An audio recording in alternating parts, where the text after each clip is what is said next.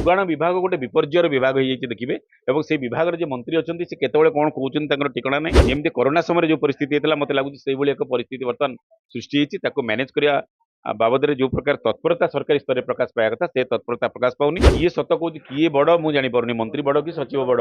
ମନ୍ତ୍ରୀ ଠିକ କହୁଛନ୍ତି କି ସଚିବ ଠିକ କହୁଛନ୍ତି? ତେଣୁ ସରକାର ଭିତରେ ଯୋଉ ତାଳମେଳ ରହିବା କଥା ଗୋଟେ କ'ଣ କହୁଛନ୍ତି ସରକାରଙ୍କର କିଛି ତାଳମେଳ ନାହିଁ ବର୍ତ୍ତମାନ। ମନ୍ତ୍ରୀ ଗୋଟେ କଥା କହୁଛନ୍ତି ଏବଂ ସଚିବ ଗୋଟେ କଥା କହୁଛନ୍ତି। ମନ୍ତ୍ରୀ କହୁଛନ୍ତି ଗ୍ୟାସ୍ ବନ୍ଦ ହେଇଗଲା, ସଚିବ କହୁଛନ୍ତି ଗ୍ୟାସ୍ ମିଳିବ। କାଲି ପୁଣି ମନ୍ତ୍ରୀ କହିଲେ ପେଟ୍ରୋଲ ଟାଙ୍କିରେ ଗ୍ୟାସ୍ ମିଳିବ। ये टोटाल कन्फ्यूजन बर्तमान एबे भी क्राइसिस लगी रही। सीजफायर सत्य अस्त्र युद्ध विरति सत्य बर्तमान भी क्राइसिस रही।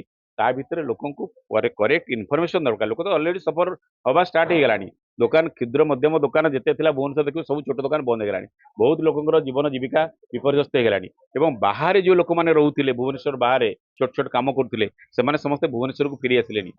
परिस्थितिर गंभीरता को सरकार ठीक भाव में अनुभव करबा दरकार एवं जेमती कोरोना समय जो परिस्थिति हेतला मते लागुची सेही एक परिस्थिति वर्तमान सृष्टि हेछि। ताको मैनेज करिया बाबदरे जो प्रकार तत्परता सरकारी स्तर प्रकाश पाया कथा से तत्परता प्रकाश पाउनी। कन्फ्यूजन कराउची एवं काली कहले आज मिलुची कि को पेट्रोल टंकी आपन मिलुची टांकी मिललानी कहीं बर्तमान सहित तो किसी मिलनी। तेणु ए बाबद जदि सरकार घोषणा कर इमिडिएट कार्यकारी कर मिली पेट्रोल टंकी मिलवा आगुरी मिलूला। जदि पेट्रोल टंकी से गैस टैंकर देवे गैस टांकी देवे तो बहुत भल कथा यहाँ किंतु ताकू केवल भाषण कहले हम कम लगातु और लोक अलरेडी सफर हम आरंभ करें किए सत कौन किए बड़ मुझे जापर मंत्री बड़ कि सचिव बड़? मंत्री ठीक कहते कि सचिव ठीक कहते? तो सरकार भितर जो तालमेल रहा कथा गोटे क्राइसिस समय क्राइसिस कौन सबु समय सरकार मंत्री और सचिव भितर मंत्री अधिकारी भितर गोटे तालमेल रहा कथा किंतु जोगाण विभाग गोटे विपर्ययर विभाग हो देखिए और से विभाग जो मंत्री अच्छा से केतबेले कौन कहते ठिकाना नहीं।